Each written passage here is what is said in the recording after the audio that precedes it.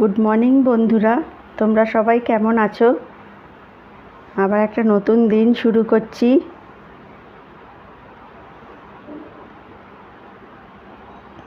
এই সকালবেলা চা খাওয়া হয়ে গেছে অনেকক্ষণ।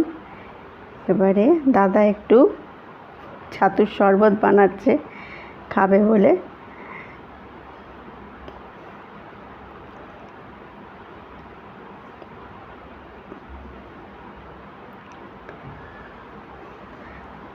খুব মন দিয়ে ছাতুর শরবত বানাচ্ছে।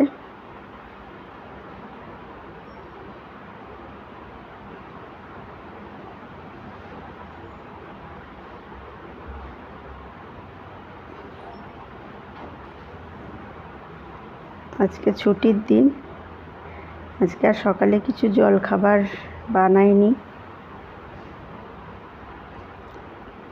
তাই ছাতুর শরবত খাচ্ছে।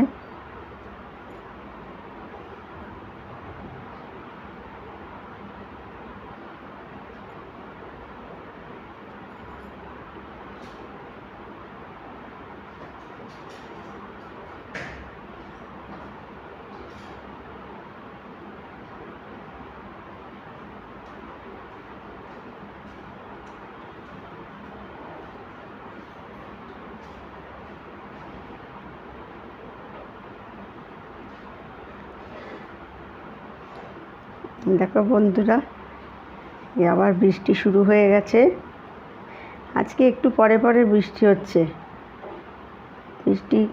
কিছুক্ষণ থামছে, আবার বৃষ্টি হচ্ছে।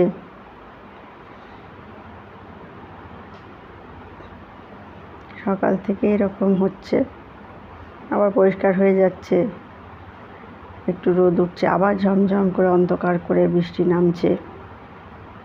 কিছু করার নেই, এখন বর্ষাকাল, এই রকমই হবে। আমি আবার রান্নাঘরে চলে এসেছি। আমি একটু কাঁকরোল আর আলু একসঙ্গে ছোট ছোট করে কেটে নিয়েছি, এটাকে ভাজবো। ওই কাঁকরোল বড় বড় করে ওই গোল গোল করে কাটলে আমি শুধু কাঁকরোলটা আমার ঠিক ভালো লাগে না খেতে। ওই ছোট ছোট করে কেটে আলু দিয়ে একটু ভাজলে তা আমি কাঁকরোলটা খাই। আর সবসময় ওই রকম করেই করি, গোল গোল করে কেটে, আর মাঝে মাঝে এরকম করে করি, তাহলে আমিও একটু খেতে পারি।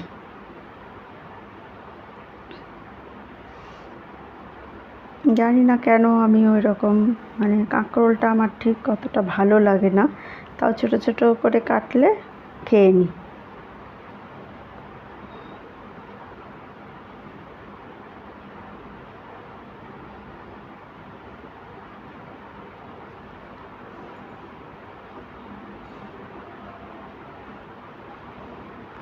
একটু হলুদ দিয়ে দিলাম, একটু নুন দিয়ে দিলাম, আর একটু ভেজে নিচ্ছি।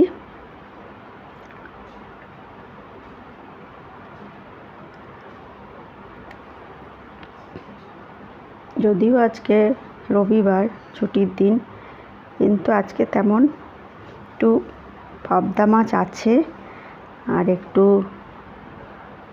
মাংস আছে, ওই জন্য আলাদা করে আর কিছু মাংস মাছ আনা হয়নি। একটু কাঁচকলার কোপ্তা করব। এই কাঁচকলাগুলোকে ভালো করে সেদ্ধ করে নিয়েছি। এবারে ওটাকে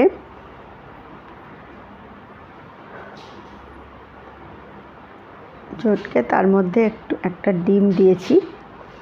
তারপরে আন্দাজ মতো নুন, একটু হলুদ, একটু জিরের গুঁড়ো, একটু গোলমরিচ, এগুলো সব দিয়ে একটু বেকিং পাউডার, তাহলে একটু নরম হয়। এবার আমি একটু এসে বসেছি ফ্যানের তলায়। রান্নাঘরে প্রচণ্ড গরম, বেশিক্ষণ থাকলেই খুব কষ্ট হয়। মাঝে মাঝে এসে একটু ফ্যানের তলায় বসি, তারপরে আবার যাই রান্না করতে। প্রচণ্ড ঘাম হচ্ছে, আর রান্নাঘরে তো ফ্যান ছাড়া কাজ করতে হয়, খুবই কষ্ট হয়।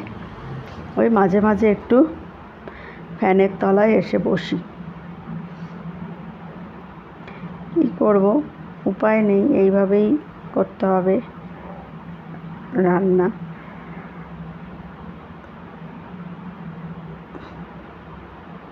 বর্ষাকাল হলে কি হবে, গরমটা তো ভালোই, তাই জন্যে মাঝে মাঝে একটু বসে নিই, বসে আবার চলে যাই। ফ্রিজ থেকে একটা জিনিস বার করার আছে, একটু বার করে নিই।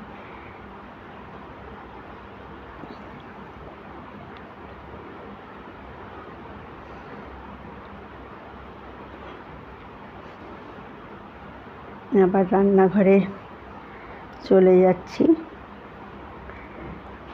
ওইগুলো ভেজে নিই, বড়াগুলো ভেজে নিই।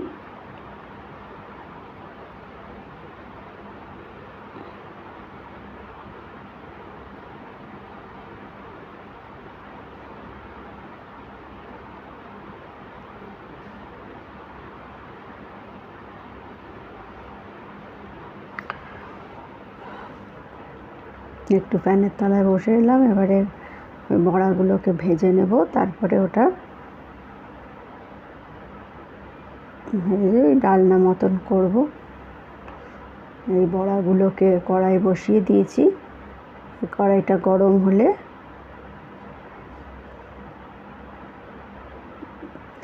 বড়াগুলো করে নেব। আর একটু এটার মধ্যে বাইন্ডিংয়ের জন্য একটু বেসন দিয়েছি।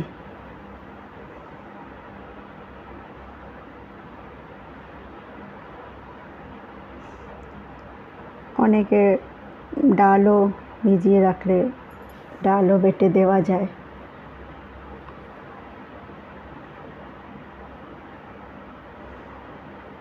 আমার যেহেতু ডালটা ভেজানো হয়নি, আমি একটু বেসন দিয়ে দিলাম।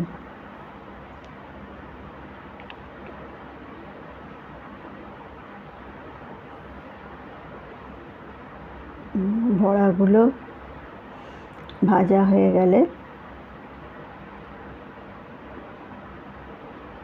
বড়াগুলো ভাজতেই একটু সময়টা বেশি লাগে, কেন বড়াগুলো ভাজা হয়ে গেলে তারপরে মশলাটা একটু কষিয়ে ডালটা করতে সময়টা একটু কম লাগে। হ্যাঁ, আলুগুলো একটু সেদ্ধ হতে সময় লাগে, প্রেসার কুকারে দিয়ে দিলে একটু তাড়াতাড়ি হয়ে যায়। তাড়া থাকলে প্রেসার কুকারে করে নেওয়া যায়, আর যদি হাতে সময় থাকে তাহলে কড়াইয়েই করা যায়।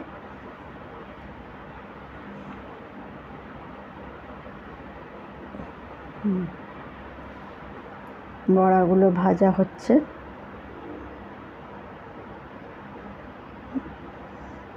এই যে বড়াগুলো ভাজা হচ্ছে, আর ওটাতে ওই কাঁকরোল আর আলুটা ভাজা হচ্ছে। এই যে ভাজা অনেকটাই হয়ে গেছে। এই যে আমার কোপ্তার ডালনা রেডি।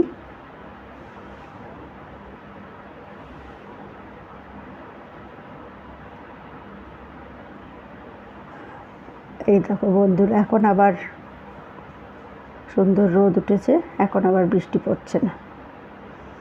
মাঝে মাঝেই ঝমঝম করে বৃষ্টি পড়ছে, মাঝে মাঝে আবার রোদ উঠছে, একটু পরে পরে এরকমই হচ্ছে। খাওয়া দাওয়া হয়ে গেছে, দাদা কম্পিউটারে কি কাজ করছে।